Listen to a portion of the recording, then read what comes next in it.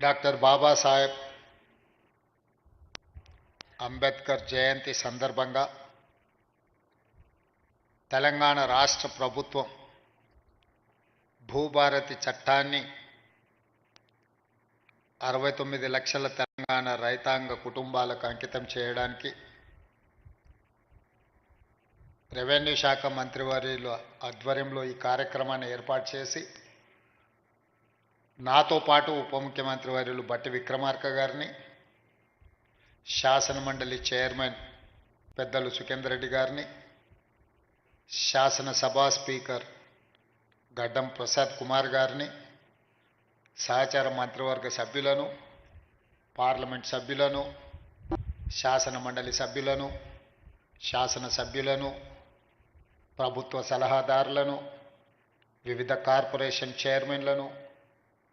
Chief secretary Shanthi Kumar గారిని, revenue principal secretary Naveen Mittal గారిని, అదేవిధంగా ప్రభుత్వ ప్రతినిధులైన జిల్లా కలెక్టర్లను, రెవెన్యూ సిబ్బందిని అందరినీ ఈ కార్యక్రమంలో భాగస్వాములను చేసి ఒక మంచి పండగ వాతావరణంలో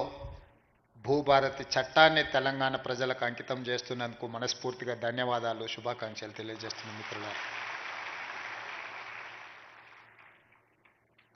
మిత్రులారా. మిత్రులు బట్టి విక్రమార్క గారు చెప్పినట్టు ఈ ప్రాంతం వందల సంవత్సరాల నుంచి జరిగిన పోరాటాలన్నీ కూడా భూమి చుట్టూతోనే పరిభ్రమించినాయి. ఆనాటి కొమరం భీముడు జల్ జమీన్ జంగల్ అనే నినాదంతో పోరాటాలు చేసిన ఆ తర్వాత నిజాం ప్రభువులకు వ్యతిరేకంగా భూమి కోసం, భుక్తి కోసం, విముక్తి కోసం చాకలి ఐలమ్మలు, దొడ్డి కొమరయ్యలు గలమెత్తిన ఆ తర్వాత ప్రజాస్వామిక దేశంలో దున్నేవాడికే భూమి అని కమ్యూనిస్టు సోదరులు పోరాటాలు చేసిన ఈ పోరాటంలో అమరులైన ప్రతి ఒక్కరూ భూమితో తమకు ఉన్న అనుబంధాన్ని ఆధారంగా చేసుకొని చేసిన పోరాటాలు. ఆ పోరాటాల నుంచి పుట్టుకొచ్చిన రెవెన్యూ చట్టాలు ప్రజల యొక్క సమస్యల్ని శాశ్వతంగా పరిష్కరించే దిశగా ఉండాలి అని చెప్పి ఆనాడు కాంగ్రెస్ ప్రభుత్వం, శ్రీమతి ఇందిరాగాంధీ గారు భావించారు. భూమి అనే చర్చ ఎప్పుడొచ్చినా బూరుగుల రామకృష్ణారావు గారు కావచ్చు, పి నరసింహారావు గారు కావచ్చు, శ్రీమతి ఇందిరాగాంధీ గారి నేతృత్వంలో జరిగిన భూసేకరణ,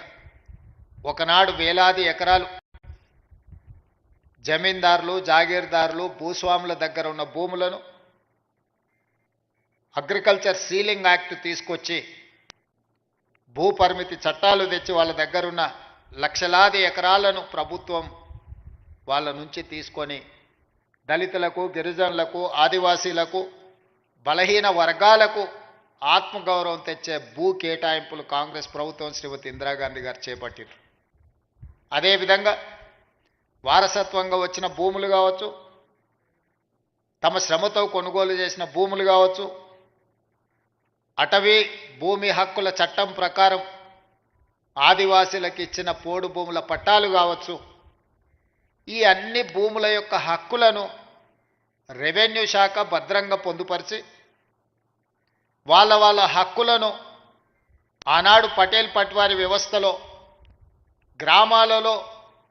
పట్వారీలు భూముల వివరాలను నమోదు చేసేవాళ్ళు. ఆ పట్వారీలు నమోదులు చేసిన భూముల వివరాలు పటేల్ పట్వారీ వ్యవస్థ రద్దు కావడంతో గ్రామాలలో ఉండే రెవెన్యూ రికార్డులన్నీ కూడా మండల కేంద్రాలకు, మండల వ్యవస్థ వచ్చిన తర్వాత మండలాలకు తరలిపోయినాయి. భూమికి సంబంధించి ప్రభుత్వం ఆ తర్వాత తీసుకొచ్చిన పరిణామాలలో విఆర్ఓ, విఆర్ఏలను తీసుకొచ్చి ప్రభుత్వ అధికారులుగా, ప్రభుత్వ ప్రతినిధులుగా గ్రామాలలో ఉండే భూముల యొక్క సమాచారాన్ని సేకరించి మండల కేంద్రాలలో మండల రెవెన్యూ ఆఫీసర్సు లేదా తహసీల్దార్ దగ్గర భద్రపరిచారు. చాలా వరకు భూ వివాదాలు ఉన్న కోర్టు కేసుల్లో ఉన్న భూములు తప్పితే 95% భూములకు సంబంధించిన వివరాలు ప్రక్షాళన చేసి 4-5 దశాబ్దాలు ఈ భూముల యొక్క వివరాలను సేకరిస్తూ ప్రక్షాళన చేసి ప్రజలకు ఈ రికార్డులను అందుబాటులో పెట్టారు.